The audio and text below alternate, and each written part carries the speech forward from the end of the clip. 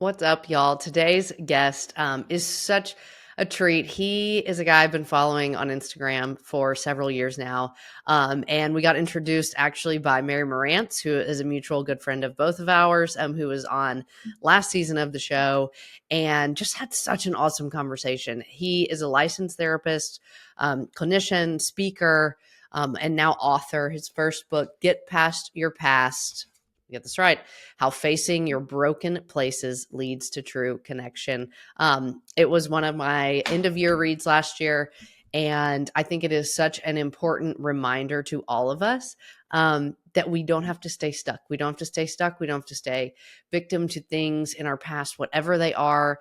Huge traumas, little t traumas, just patterns that we can't seem to get out of in this new year. Whatever it is that is inhibiting us from being who we are today, getting where we want to go tomorrow, thriving in our relationships, whatever it is, that we have the inherent ability, with God's help, with the help of professionals like Jason, leading us, as he does in his book, to, as his book says, get past our past, to make peace with it, to heal, to reconcile, whether the people who are involved in it are there to reconcile with us or not, that ultimately that agency and that acceptance is in our hands. We talk about what this looks like for him personally. He's very open in the book about his own struggle with this, his own success and failures. And so it's such an honest invitation for us to do the same. He makes us believe that moving forward, that healing, that new life, that love and connection in the present, for hope and courage in the future, that those things are possible for us.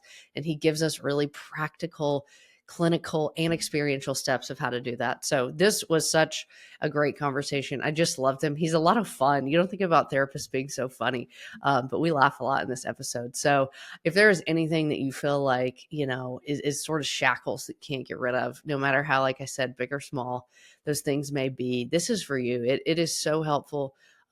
It is so easy, not easy to do, but simple to understand, and very possible. He makes change and hope and healing feel possible. So I'm so thankful for Jason. I'm thankful for this conversation. And I know you guys are going to love him. We had such a great time. Jason, I'm so excited to have you on the show. I just told you, the long story of how I've been following you and how we connected through our good friend Mary, and that your book was on my Christmas read list. So I'm pumped to talk to you about it this year, to share your story and your work with my Enjoy Life people. They are going to love it, I know, as much as I did. So thanks for coming to us from South Dakota. Oh, I'm grateful to be here. I have literally been looking forward to it, and it makes my day that I hit your Christmas reading list. I save only the good books for that time. So that's meaningful that I made that list. Yeah, I hope that's an endorsement for it just from the very start. Get past your past. Not necessarily the most lighthearted holiday read, but I was here for it. So you were there. I hope everybody else you read it, goes ahead and orders it right now. You can buy it outside of Christmas. We're just saying you can read it outside of Christmas, but Christmas is great too. Yeah, it is a year-round read. Now, I'm so excited to have you. You're a licensed therapist and clinician and speaker and all sorts of things, and we're going to talk all about that. And I think you do work in Nashville too. Do you still? You're mentioning Bethesda, is that correct? Yeah, so I work at Bethesda, and then I've worked at Onsite. And so just get there pretty often, about at least once a month, if not every other, and then have a lot of clients there too. So Nashville is kind of a second home that is way more known than Sioux Falls, South Dakota. So that when I say Nashville, I was like, oh, I know what you're talking about. And I'm like, South Dakota, and they're like, yeah, okay, fast. Sure. Like, I think everyone just says, I think I've driven through there once. That's always the response. Yeah. Somewhere in the middle. So because I am Nashville and grew up here kind of around music, I like to start the show by asking our guests if they had a walkout song for this season of their life. Like if something was playing behind you right now, what would that be? I know I'm kind of springing it on you, but you mentioned music in the book. I get the vibe. You're a music guy. That's a really good question. The book was kind of written around a song. So that's for the book. I think, I'll tell you, and this is, I don't want to sound arrogant in saying this, but like, as I was launching the book, there's a song called Here Comes Success that I would just listen to all the time. And I think it's by, is it Iggy Pop, I think? Here comes success. Here comes success. Over my hill. I love it. And I just love that song anyway. And it was just such a Yeah. feel good, like get pumped up song. So maybe that one. Yeah, I feel like for the book, it's been just kind of stepping into like doing something big that I've wanted to do my whole life, but also Yeah. feeling like, wow, that's really big, and I'm not sure how it's going to go. Yeah, it's a very overwhelming feeling. And your book, Get Past Your Past, came out October of last year. So you're at the point we're recording like 4 months or so. How are you feeling now? I mean, that's kind of like the crazy of it, I think, is probably starting to subside a bit. Yeah, you're starting to kind of get that. Like there was this big wave and all this momentum, which I really enjoyed because I like the chaos, I like all this stuff going Yeah. on, and then it sort of slows down a little bit, and you find yourself going like, "Wow, what do I need to do next? Yeah. What's the next thing? I better write like 5 more books." And Yeah. then something I talk to my clients a lot about is just this idea of like, who are we doing and who are we being? And so just kind of like holding on to I'm just going to be Jason being. I don't have to be Jason Mhm. doing. I did something and that's cool, but like I'm just going to be me now, and like we'll just see what shakes out. Yeah, that is a message straight to my heart. I totally get that. And have spoken that to myself many times. So I hope you are just getting to be and enjoy it. Because I know it's a lot of work. And it's a lot, for someone who is typically, for lack of a less like trite phrase, on the kind of silent part of the couch, right? As a therapist, like this is a very vulnerable book for you. I mean, this is very practical, very experiential in terms of your work, but it's very personal. At least from my perspective. And so I wonder, obviously your work is mentioned, people you work with, everything that you bring from that regard is here in the book, all of your education experience. But it starts really personal, like I said. And so I wonder, like, can you take us back to sort of the catalyst of this? Like you start at a pretty rock bottom point. That's how you open the book. So we don't want to give the whole thing away because everyone's already ordered it and they need to read it. But will you take us to that sort of starting point for you personally? Yeah, and boy, you ask fantastic questions, and that is such a good question because in therapist school they teach you to never talk about yourself. So that's like Yeah. ingrained in you by the time you leave your Yeah. master's program is like never say anything. Yeah. This is Um, breaking all of your it's rules. a professor somewhere is very angry with me Yeah. because I remember like when I started doing social media and I was working with a good friend now and someone who's helped with social media. I literally messaged him one time and I was like, I just shared on an Instagram story what I ate for supper. Is that okay? And he's Yeah. like, yeah, no, I think that's like Yeah, totally that's fine. And fine. I'm like, but I think I just broke some rule or something as a therapist. And so writing a book like this just seemed really vulnerable. Mm, But I'll tell you why I did it, which is I think I've only ever learned from people who are doing the things I want to do and who make it practical and accessible. And so I thought there is so much good like clinical research and things out there that are really high level. And that's awesome. But that never really connects with me as much as just kind of hearing someone's story and learning from it. And so I felt like if I'm going to write this book that tells people ultimately to be vulnerable and embrace connection, like what if it was me first? yeah. And that was like this crappy part because I'm like, oh, okay, like I have to do the thing I'm saying. I'm not sure about it, but that's what I did. So I start as anybody would start with like some of the worst times in your life because I figure if you're going to write a book, you should totally tell everybody the worst times of your Yeah. life. Yeah, 100%. if Yeah. you're not sure about vulnerability, lead with the worst, see what happens. And so that really for me was just the catalyst of like, I want to show people the journey so they see it's possible. And I want Mm. to bundle in all the clinical stuff and the therapist stuff, but just make it like a story that's so relatable you feel like you could do it too. Yeah, I feel that in here, and I appreciate that from you, and I think it is such a rare it's such a rarity to get someone with the training that you have and the open invitation, that vulnerable invitation, because as you said, just like professionally, that's not the setup. So to have both, I think is really a gift. And like I said, you start the book sort of at a personal kind of low point, just in general. I assume like a little bit earlier in your life, and so I wonder, like, is that what led you to becoming a counselor, or was it much later that you thought, oh, okay, this is something like this experience can propel me to help others? Yeah, well, it's kind of a funny story, and the answer is both. So I journaled as an 8-year-old, which, if that tells you anything, that should tell Yeah. you everything. But I literally have a journal from when I was 8, and I like wrote in there, I want to be a psychologist. I want to have like an office with brick. I want to write a book. Like I had my whole life planned out. And I think the reason why is because I wore corduroys and penny loafers a lot. And so I think my career options were Yeah. limited. It was Yeah, never for going sure. to be in a boy band or play professional football. Not in the cards for me. So Yeah. I knew at a young age. And then at 8, my parents got divorced, and then we went from like this kind of perfect life to the exact opposite for the rest of childhood. And I sort of forgot who I was and what I wanted for a really long time. And so where the book starts is me kind of at the bottom in my 20s, where I'm having this moment and I realize like, oh man, I like actually created this life that I hate. Like before, I could blame somebody else, and that was definitely better. But now I'm sort of an adult, and like I don't know who else to blame for this. And so as I started to get healthy and do work and step into who I am, I'm like, this is what I'm called to and what I'm cut for. And then I pursued it.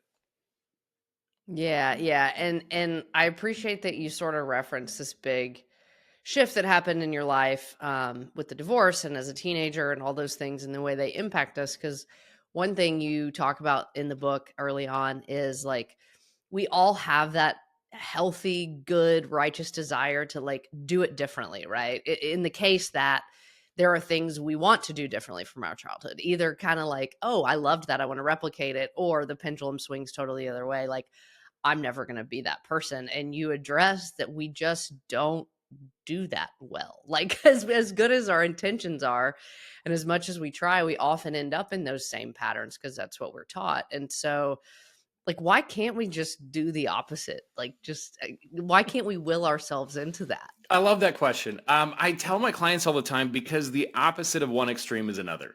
That's the problem. So Mm, if we just do the opposite, it's actually worse just on the other side. And so what it's mm, really about is balance and kind of learning a new way to do it. And if we haven't had role models, we literally don't know. I always think about we got our kids these bicycles, and I don't know why we didn't get them assembled, but we didn't.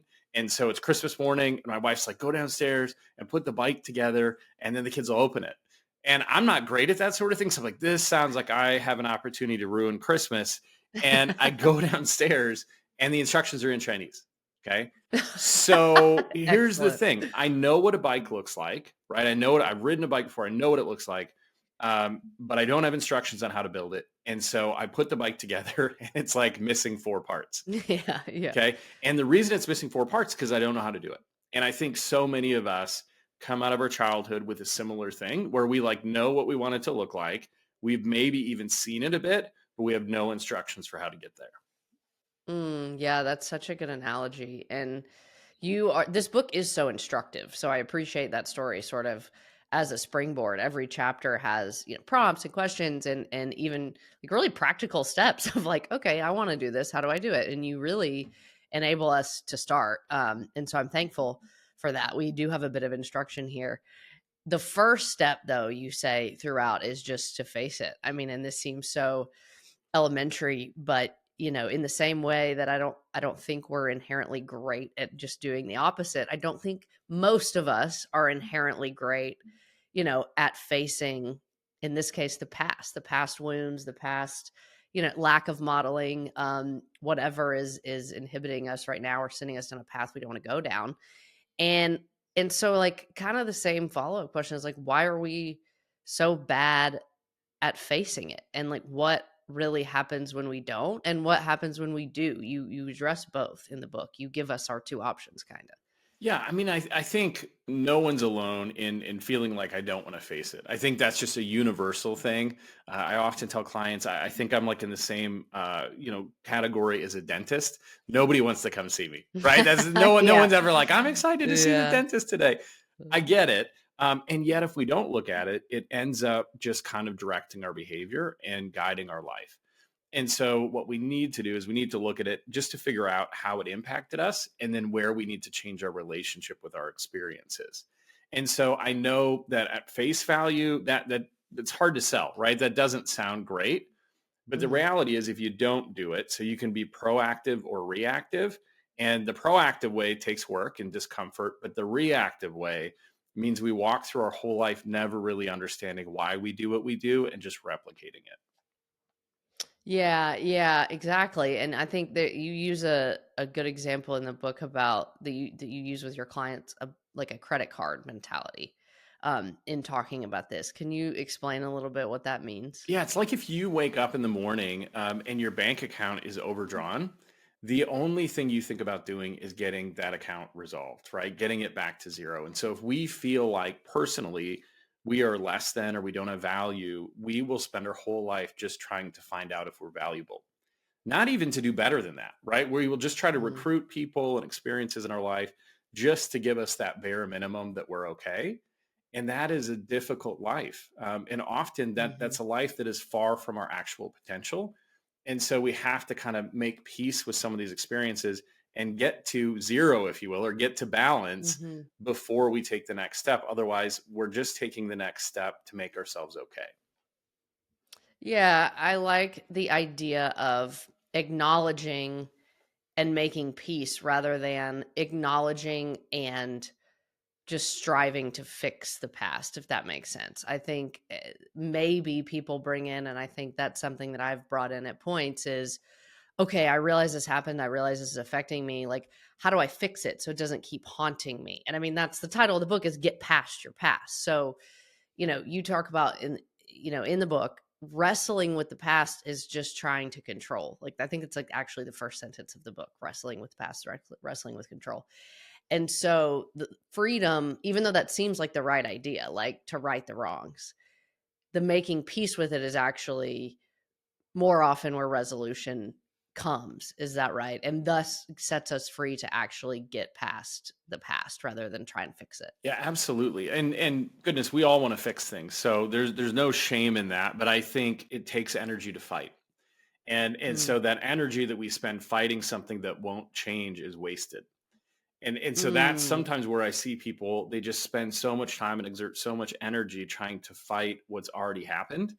And it is just a breath of fresh air when we talk and I say, like, you actually don't have to do that. Like that's not what's required. What's required is peace and sitting in it. Yeah. But for some of us, we just never learned how to do that. Maybe no one ever did that with us, or it's not been prevalent in our life. And so that idea can seem kind of foreign and it can seem easier to fix it.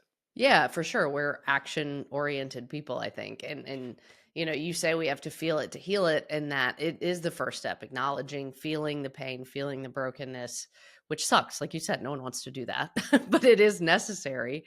And then from there, thankfully, you do give us action. You do kind of throughout the book, I think, have this mantra of acceptance and agency. I don't know if those are your words. It's I just like sort of that. what I Yeah. felt. Um, and so talk to us about what that action looks like. Like, what do we actually do? Like we've seen you, we have a trusted friend and we're like, listen, this is happening in my life, this pattern. I really think this is why.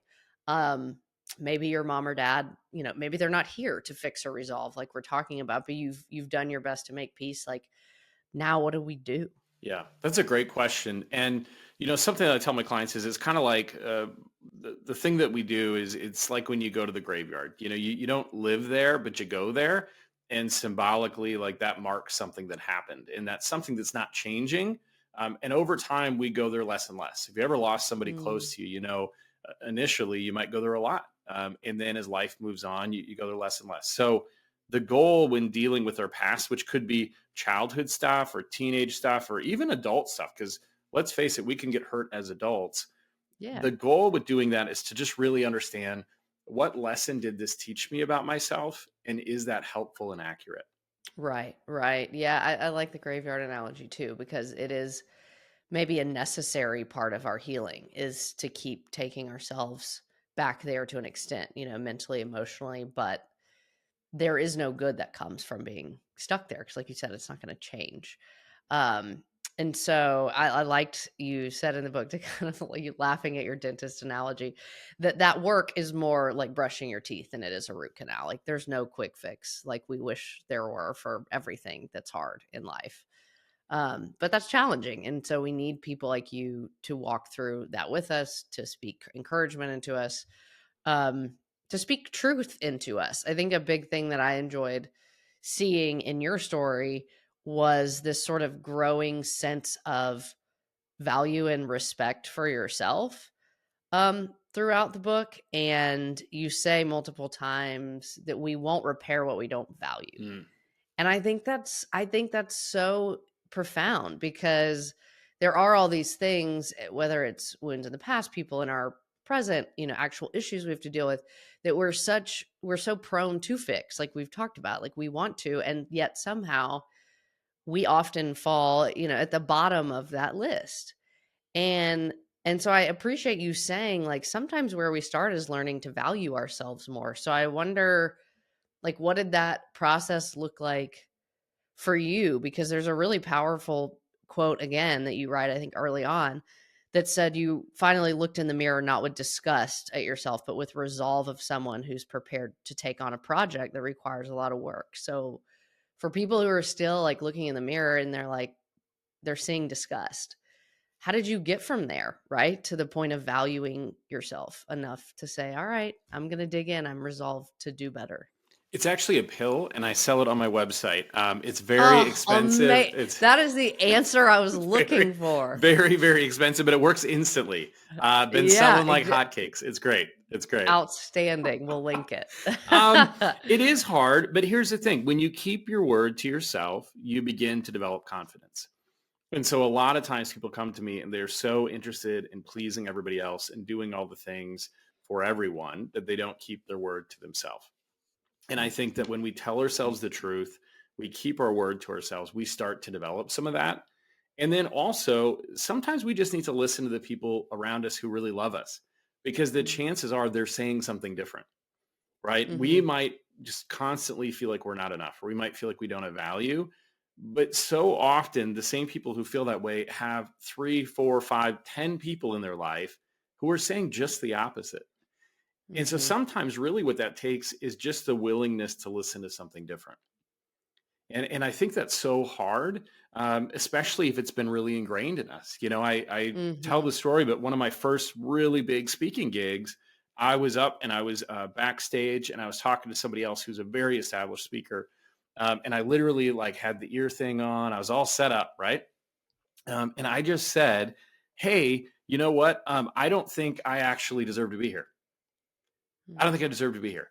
And I remember because they just looked at me and in a very loving way, but kind and direct, they just said, "Well, you know what? That's weird. Because you got the earpiece and you got the thing, and like you're up next."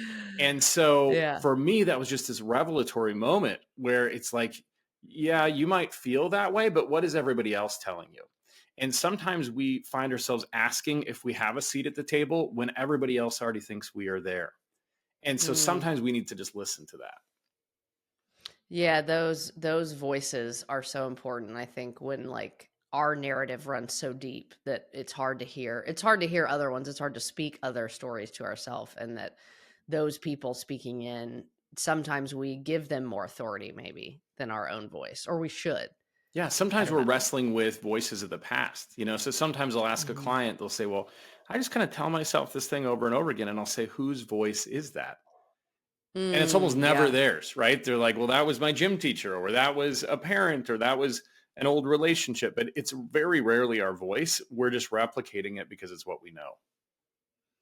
Yeah, that's important for everybody to hear, and just where did that voice come from? I think that's a good litmus test for these stories that we tell ourselves over and over. And I kind of feel like what you're saying too is there's a big portion of the book that talks about very simply the power of love in getting past our past, the power of love um, in overcoming these narratives, the power of love in moving forward and healing and everything that you're walking us through. And I mean, you say we cannot make long term changes without having some amount of love for ourselves and others. How was this first true for you? Like, was there a specific example of love that helped pour that truth and that hope into you to make changes, to change those narratives? Yeah, I have been so blessed. There's been so many people in my life who have loved me well.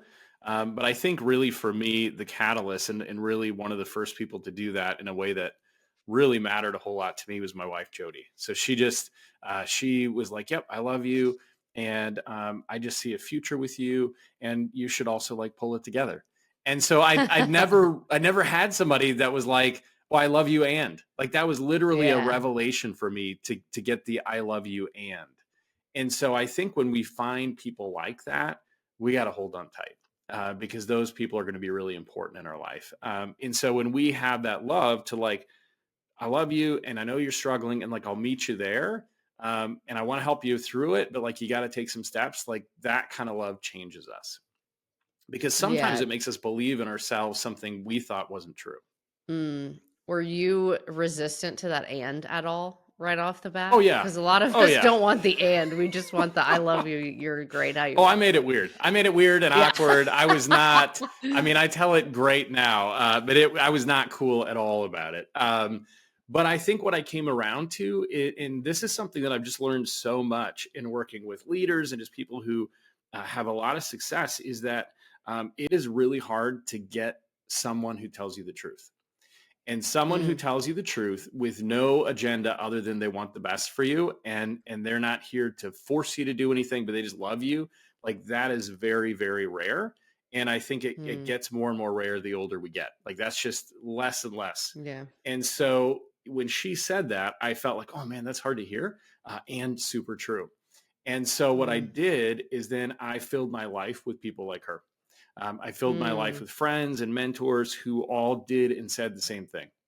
I love you. And what about this? I love you. And good job there. Or I love you. And maybe you want to do it differently next time. Yeah, that's so good. Um, again talk a lot about connection. I feel like love and connection are sort of the two big parts of the agency we have to rewrite or to get past our past and rewrite our stories. And so I appreciate you speaking about, okay, I experienced this once with my wife at that point, probably girlfriend, fiance. And then I saw the power it had. And then I sought out these safe people and these honest people and these loving people and these like, fully seen, fully known kind of people, is the language we use a lot, which is awesome. And you address in the book that this can be really hard. Like it can be hard to find those people. We can rightly have walls up, rightly be protective, skeptical. So, can you speak to people who maybe don't have those people in their life? They know they need it, they want it, and they're like, how do I do this? How do I find these people? How do I, identify if they really are safe without putting myself, in undue harm? Yeah, that can be so scary. I mean, if you've had bad history with that, where people you really trusted or loved betrayed you or hurt you, this seems like a really tough sell, right? So it's like, hey, all you got to do, Mhm. Jason says, is go make 10 healthy friends tomorrow. No Yeah. pressure. That'll solve Done. And everything. take the Yeah, pill. it's like, okay, well, great. Well, so here's what I would do. Here's what I've seen happen, which isn't helpful, which is a person kind of gets themselves courageous enough to take a step, and they don't really look at who they're taking a step with, and they just go all in. Mm. And then they're burned or rejected, and they say, see, this is why I don't do this. So that doesn't work. So the thing that does work is to look at what are some attributes of people who are actually going to be healthy and care for me. And then how do I incrementally let them in and see what Mm. happens? And that can be really hard because sometimes we're lonely and we feel disconnected. And so all we want to do is say all the Yeah. things, but it does make sense to exercise some restraint because we want to Mhm. take that slow to qualify the people. Because again, if we're looking to kind of recruit an inner circle, that shouldn't happen overnight. Yeah. What are some very practical qualities to look for? I mean, I feel like these are things we should know, but for people who are like, I don't even know how to tell if somebody's safe. Yeah, absolutely. And by the way, we often don't. It's not something we're taught, and if we didn't grow up with it, we don't see it. But Mhm. oftentimes, what we want to look for is someone that has our best interests at heart, someone that doesn't have an agenda, someone that is Mhm. willing to walk through life with us, someone who is available and willing to reciprocate vulnerability, and someone who will tell you the truth, even when it's Mm. hard to tell you the truth, but they'll do it with love and with a good bedside manner. Yeah, yeah. And you talk about kind of not knowing that, not having that modeled for you early on. And there was a portion, and I don't remember if it was a whole chapter or just part of a section that really, really struck me in that you were trying to kind of walk us through what these people look like, and you say something along the lines of, if you can't think of these qualities or these characteristics on your own, think about one person who loved you best, or one person who you felt safest with, and that hopefully there has been an experience of one person, right, in our life, and just sort of look for people who replicate or reinstill that sense of safety in you. And I mean, I'm telling you, this like hit me to the point where I wrote a letter and sent a Christmas card to my childhood nanny, who I like haven't seen since I was Wow.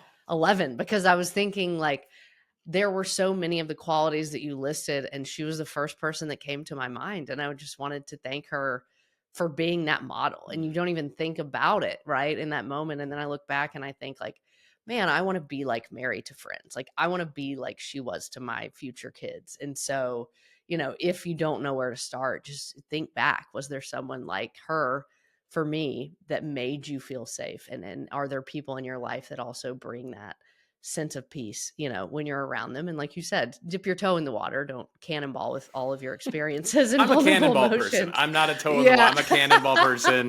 And then I'm like, that ended badly. And so you have to take it slow. But I just have to say, Maddie, that is such a cool story. Like, what a gift for you to write that letter and send that. Like, that had to really make her day. Yeah, and it was really powerful for me, to think back on, okay, am I living out some of these things that she showed me, and how can I, better be that safe person for other people? That was a thing that I sort of wanted to talk through with you too, is, we all, I think, want to be safe for other people. But what are sort of some ways that we can ensure we're that? I think especially if we have to be the hard truth person, we've had some things going on in our family, and we've had to say harder truths than we typically do. And I think there is this inherent fear of, will they pull away now? Like, will they withdraw from me because this isn't the dynamic we normally have, even though it is the hard truth in love thing to say, that's really scary to do. It's so hard. And we feel like we're really volunteering for rejection, right? So if I say this Yeah. thing, I don't want to end the relationship, but it Right. needs to be said. Somebody needs to say it. And so I think, something that I would tell people about is that there's the butcher and the surgeon. And so the Mm. butcher just hacks away at things, and a butcher's not concerned with keeping something alive. That's not the goal at all. A surgeon is, right? A surgeon says, like, there's this problem, we got to look at it, we got to do something about it. But the goal is definitely to leave you better after the surgery. And so I Mhm. think when we're talking about telling other people the truth, that should be our goal, is that I want to tell them the truth in a way that leaves them better after I told it. And that Yeah. means sometimes we have to do our own work to process our own emotions so we can show up that way. Because sometimes it's a Mhm. very loaded thing, right? And you're like, well, I want to tell them the truth and I'll tell them the whole truth and I don't care if they Yeah. like it. And it's like, well, that's not maybe leaving them better. Right. That's maybe just expressing emotion in an unhealthy way. And so I think if we can tell the truth and just the truth and be kind about it, you'd be shocked at how many people are willing to entertain a new idea. Yeah, yeah. And I think too, the other kind of fear is, what if it doesn't, land? What if I do tell the truth and continue to pursue in love, and then I'm cut off, right? That connection is severed. Um, and I don't know if there is a solution to that. I think that's just part of, kind of a pick your poison situation. Like, do we continue in this pattern that's insincere, or do we, do what we would want someone else to do or speak to us, and then kind of have peace with their reaction that we can't control? Super hard to do. And I would say if you tell the truth to someone with love and kindness, and you try to take the surgical method, and that results in the end of the relationship, then that tells you something about the relationship, Mm, which is that the relationship can't sustain the truth. mhm, And that maybe is not the relationship you want. And so not that we celebrate those moments because they're really, really hard, but mhm. maybe that's not something that worked for us anyway.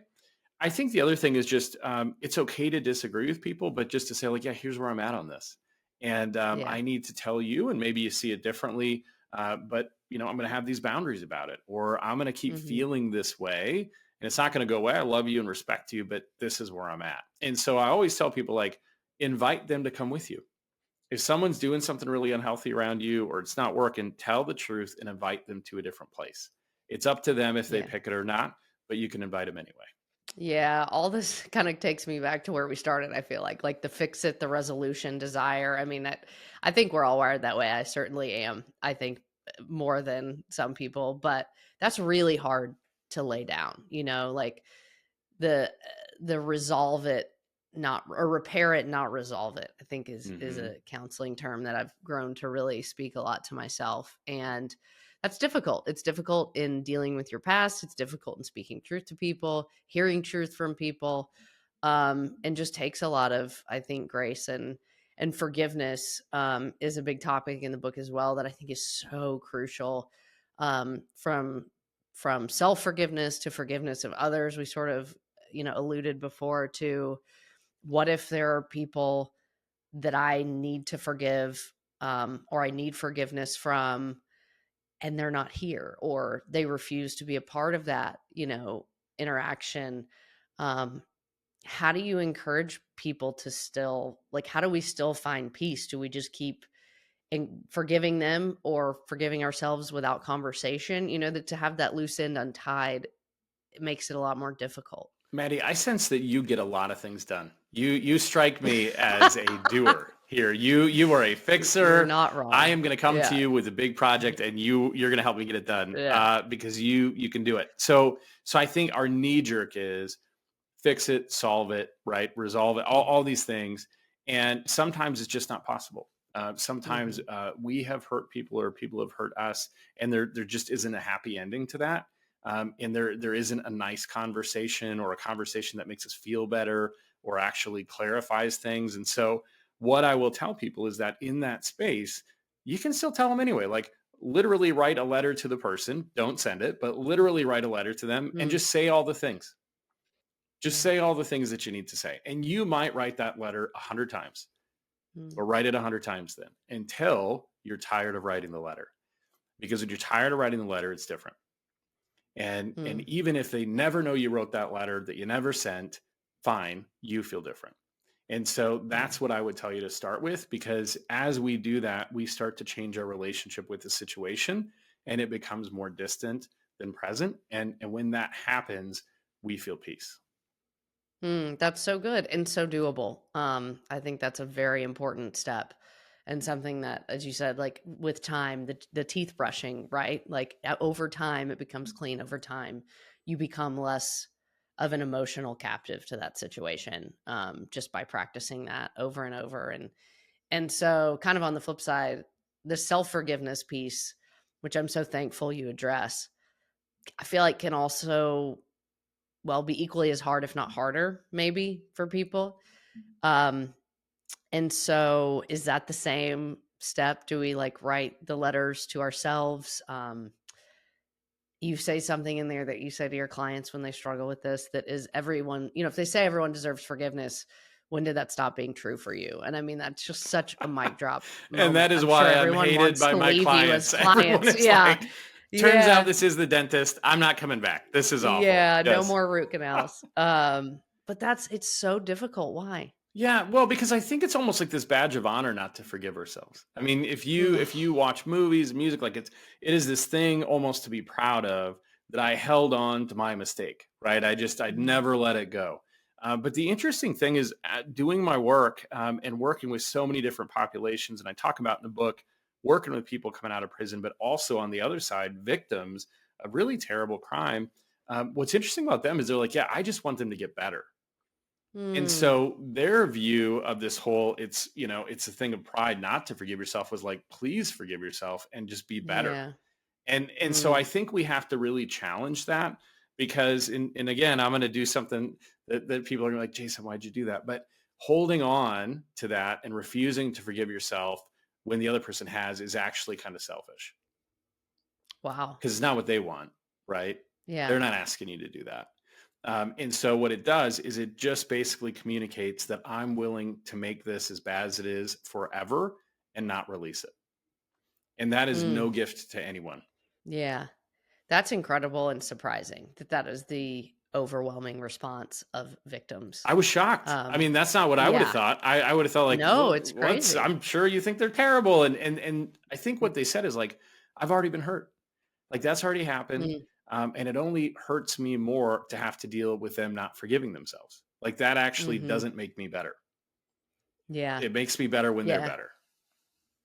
That's amazing. I think something else that just as a sidebar is really cool in the book is you do talk about sort of the range of different clients and people that you work with from as you're talking about people who are incarcerated and felons and to people who are just, like you and me, like trying to get through the day, trying to, make the pivot from where we came from, trying to like have a marriage. You speak a lot about relationships on your social media and in your work. And just the power of the reminder to ourselves that we're not so special, like in a good way, like that we're not the only ones as alone as we can feel in whatever our scenario is. It's virtually impossible that we actually are, and that's actually really a positive reminder to ourselves when we are in a season that is difficult, a season that we're trying to get past or work through. And I just think it's fascinating that you see those common threads and common conversations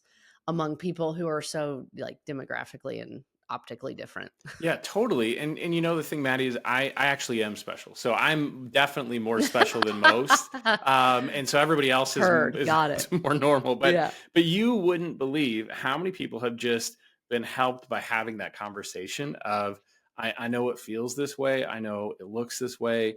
But if we really expand just a little bit and look around, like it's not just you. And that's actually a beautiful thing because it means you're not alone.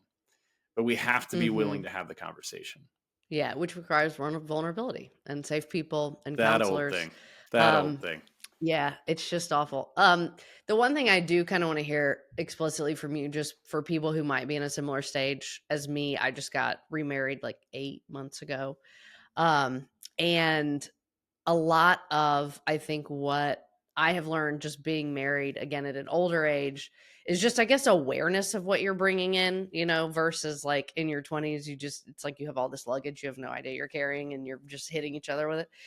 So, how do we, what is a healthy way maybe to start, I don't know, integrating those stories and integrating those wounds? And dealing with them with our spouse, if that makes sense, without like being in a codependent, like looking to them to save you from it place. But we have to take that time, right, to avoid replicating those patterns or creating conflict that is unnecessary. And this is a very convoluted question, but I think it's one thing to like get past your past individually. But what if you're starting this new journey with another person and you really want to do it well? Absolutely. And that's a great question. And I think we even have a shared past in our relationships. So as we're Mm, together, like we develop our own past too that we need to work through. But I think if you're walking into a relationship or you're in a relationship, I think it's just kind of owning like the things you bring in that are maybe not so helpful that you could work on, but also the other side, which is what do I bring in that's actually pretty cool and helps us? And mm. then how do I talk to them about that? And so usually people nail one or the other. They're like, I'm really, really good about Yeah. telling you how wonderful I am, Yeah. but not so good at the other part, or I'm really good at telling you how bad I am, but not the other part. And so we're just looking for kind of an honest audit.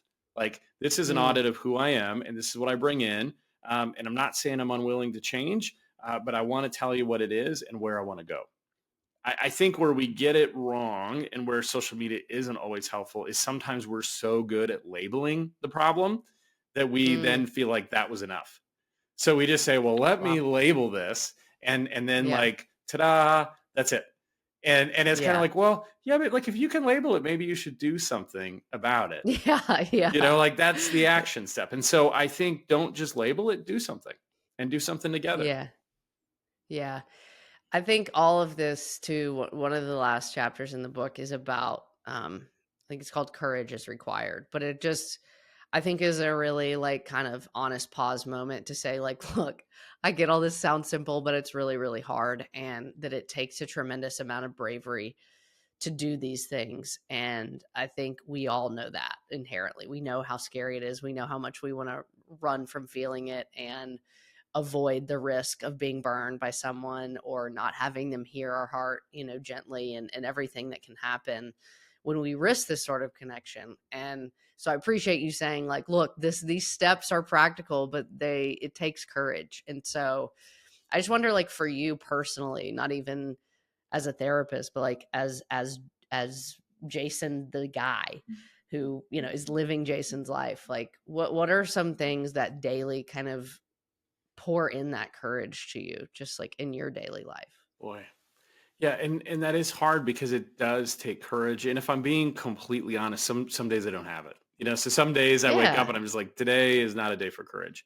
But I Yeah. think it's knowing what's on the other side, because what's on the other side is all the best stuff. It's all the Mm, stuff I think that we deserve, that we're called to, but it does require that.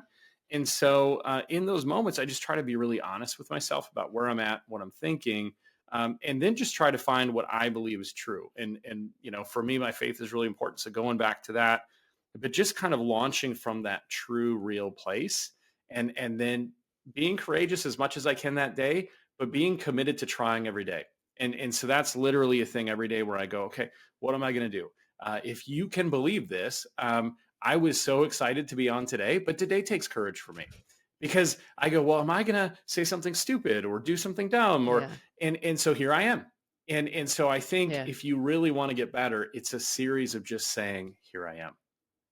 I love that. And I think there's sort of, you mentioned just being in the reality of where you are. And I think what, has been important to me is, I don't mean dual reality like the Matrix, but I mean like, how do we honestly exist in whatever reality we're in today, which is often broken and doesn't feel courageous, but also acknowledge that the reality of what's next, the reality of what God has that is good for us, that we know and believe as Christians, and what is the reality of hope that I can also live in at the same time. Like, there's this scripture that says, I don't know where it's in the Old Testament, but it says, without vision, the people perish. Hmm. And so I think this whole process of kind of the dealing with the past, getting back past the past, living in the present is incomplete unless we also like hold that vision and that hope for what we desire and what's next and what takes bravery to do,